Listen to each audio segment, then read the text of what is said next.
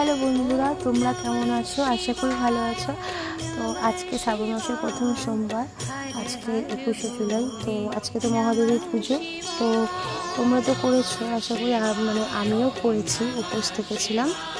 তো তেমন কিছু বড় করে পুজো করিনি, ছোটো করেই পুজো করেছি। সব কিছু রেডি করে মহাদেবের মাথায় জল ঢেলে নৈবেদ্য সাজিয়ে ফল কেটে আমি করেছি কোনোভাবে।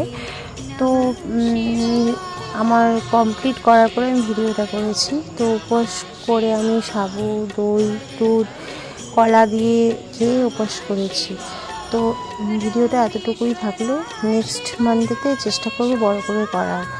তো ভিডিওটা কেমন লাগলো তোমরা বলবে। তো শুভ সন্ধ্যা, ভালো থেকো তোমরা সবাই। Tata, bye bye.